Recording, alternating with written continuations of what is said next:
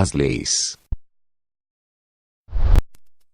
Êxodo, capítulo 21, versículos de 22 a 24. Se alguns homens pelejarem, e um ferir, uma mulher grávida, e for causa de que aborte, porém não havendo outro dano, certamente será multado, conforme o que lhe impuser o marido da mulher, e julgarem os juízes. Mas se houver morte, então darás vida por vida, olho por olho, dente por dente, mão por mão, pé por pé. A lei de Italião é um dos mais antigos códigos de leis existentes, e pretendia instituir um princípio de ordem na sociedade, no que diz respeito a crimes e delitos, com a máxima: olho por olho, dente por dente. Por norma, a punição deveria ser proporcional ao crime, mas com distinção de classes sociais, ou seja, a punição era dada de acordo com a categoria social do criminoso e da vítima.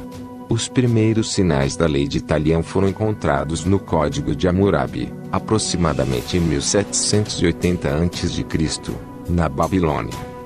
Jesus se opôs ao caráter vingativo da lei em Mateus capítulo 5, versículo 38 e 39.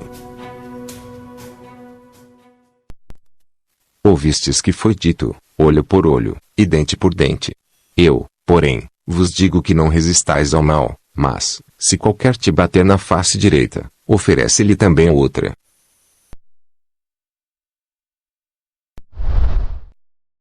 Javé proíbe comer a gordura. Levítico, capítulo 7, versículos de 22 a 24. Depois falou o Senhor a Moisés, dizendo: Fala aos filhos de Israel, dizendo: Nenhuma gordura de boi, nem de carneiro, nem de cabra comereis, porém pode-se usar da gordura de corpo morto, e da gordura do dilacerado por feras, para toda a obra, mas de nenhuma maneira comereis.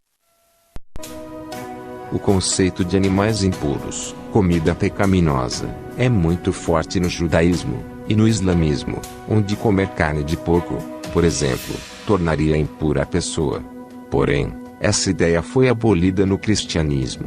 Pedro afirma em Atos capítulo 11, versículo de 1 a 8.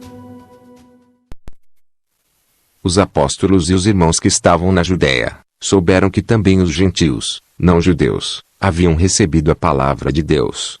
Quando Pedro subiu a Jerusalém, disputavam com ele os que eram da circuncisão, dizendo: Entraste em casa de homens incircuncisos, e comeste com eles.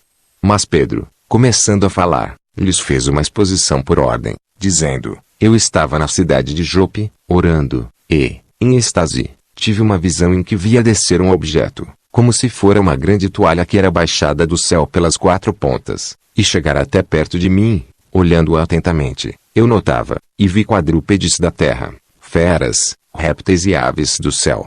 Ouvi também uma voz que me dizia: Levanta-te, Pedro, mata e come. Mas eu respondi: De nenhum modo, Senhor, porque nunca entrou na minha boca coisa impura ou imunda. Segunda vez falou a voz do céu: Ao que Deus purificou, não faças tu impuro. Também foi dito por Jesus em Marcos capítulo 7, versículo de 5 a 15.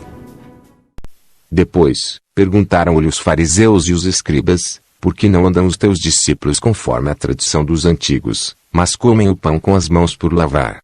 E ele, respondendo, disse-lhes: Bem profetizou Isaías acerca de vós, hipócritas, como está escrito: Este povo honra-me com os lábios, mas o seu coração está longe de mim, em vão, porém, me honram, ensinando doutrinas que são mandamentos de homens.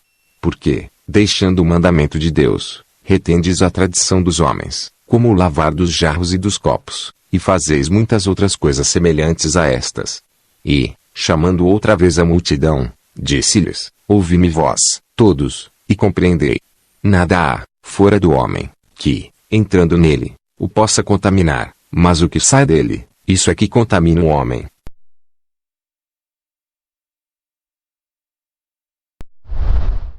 As leis acerca da praga da lepra. Levítico, capítulo 13, versículos de 13 a 6. E o sacerdote examinará a praga na pele da carne. Se o pelo na praga se tornou branco, e a praga parecer mais profunda do que a pele da sua carne, é praga de lepra. O sacerdote o examinará, e o declarará por imundo.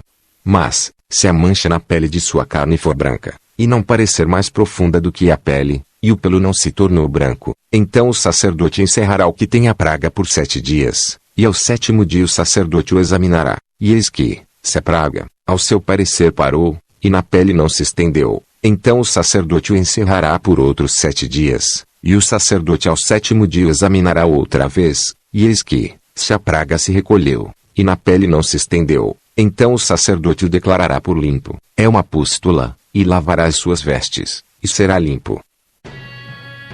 A maneira como Javé descreve os métodos de reconhecimento da doença à lepra, hanseníase, é muito simplória, assemelhando-se a um curandeiro indígena.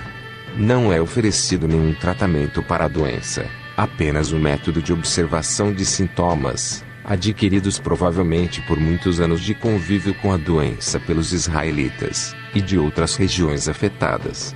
É muito estranho aceitar que Javé tenha feito tal relatório médico, afinal a doença se desenvolveria e o paciente morreria deformado por sua ação, e nada seria feito como tentativa de cura. Se essas leis foram ditas por Javé, como não esperar que a cura fosse incluída?